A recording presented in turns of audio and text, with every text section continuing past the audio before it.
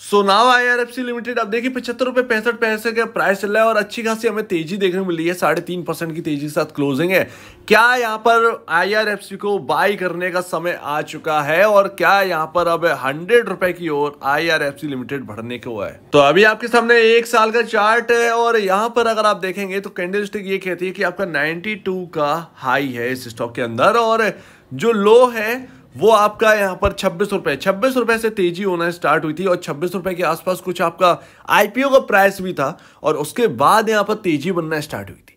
अगर आप देखें तो यहाँ पर 92 के लेवल से यहाँ पर एक काफ़ी ज़्यादा स्लो हुआ है स्टॉक और काफ़ी टाइम से एक रेंज में यहाँ पर ये स्टॉक फंसा हुआ है, लेकिन अब उस रेंज से निकलने का टाइम आ चुका है क्योंकि अगर आप देखें कि 92 रुपीज़ गया है। 100 रुपए किसी भी स्टॉक में साइकोलॉजिकल लेवल होता है और ये कहीं ना कहीं 100 रुपए की तरफ बढ़ रहा था, लेकिन मिड कैप और स्मॉल कैप में एक तेज गिरावट आने की वजह से ये उन लेवल्स को टच नहीं कर पाया।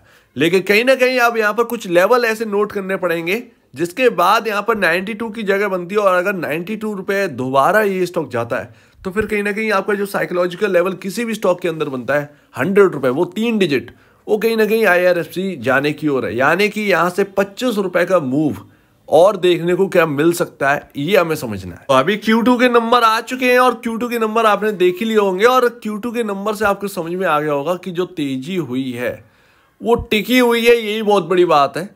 और यहाँ पर अगर आप देखेंगे तो पी रेशियो आपका 16.23 है, 16.23 का पी रेशियो है। इंडस्ट्री भी आपका 7.76 का है और आपका EPS जो है वो 4.64 का है।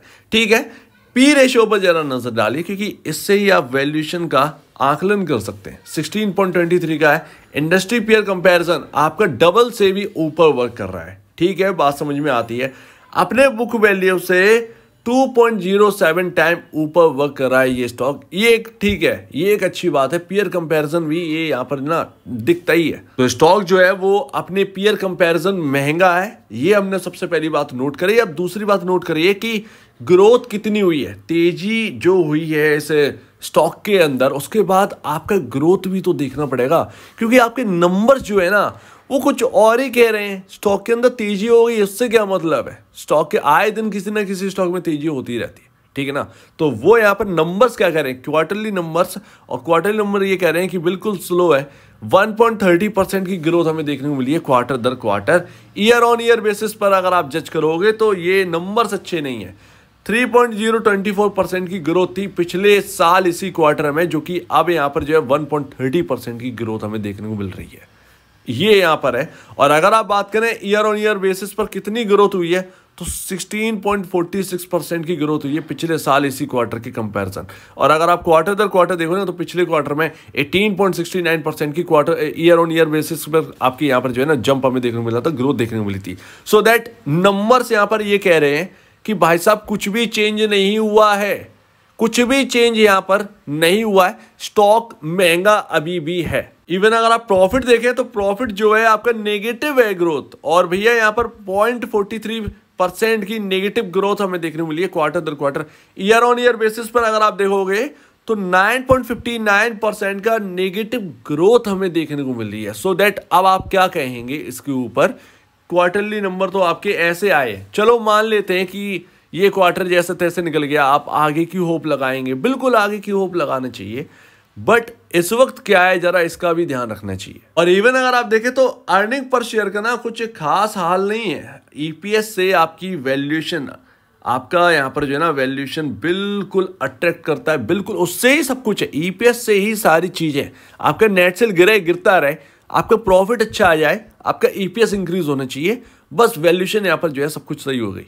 तो वही यहाँ पर बात है। लेकिन क्या हुआ है, क्वार्टर दर क्वार्टर 1.19 से सेम है, 1.19 ही निकल के आया। ईयर ऑन ईयर बेसिस पर देखो 1.31 का EPS से गिरकर 1.19 का निकल के आया।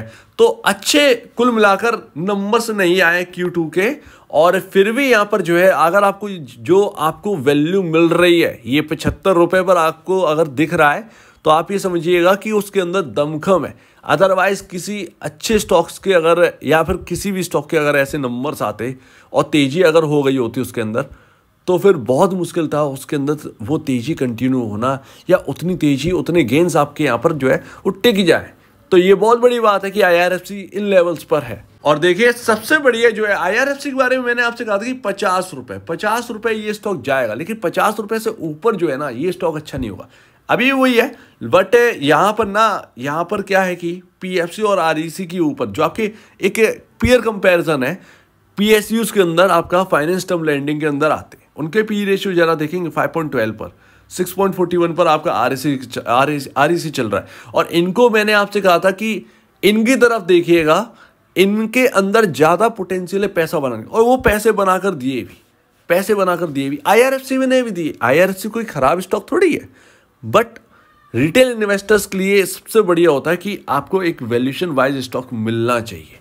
अब IRFC अगर ऊपर है तो उसका एक और रीजन है कि एक तो प्राइस बहुत छोटा है, तो उसकी वजह से यहाँ पर जो है ना आपको अपसाइड भी आपको देखने को मिल रही है कि अरे भाई अच्छा खासा यहाँ पर रिटर्न भी दे जाता है, तो वो उसके एक फैक्टर करता है, वो भी बात एक मायने रखती है। तो यहाँ पर ना उसी वजह से वैल्यूएशन है। अदरवाइज इनके जो पीयर कंपैरिजन है, IRFC पीयर कंपैरिजन IRFC से ज़्यादा यहाँ पर जो है ना सस्ते हैं। तो इतनी बातों से ये तो समझ में आ गया, इवन REC और PFC जो है ना अपनी इंडस्ट्री पी से भी बिलो चल रहे हैं, ये एक सबसे बड़ी बात है। तो कंफर्ट नहीं है valuation at the end of the story, ये हमें समझ में आता है कि कंफर्टेबल नहीं है वैल्यूएशन, अभी कंफर्टेबल नहीं है।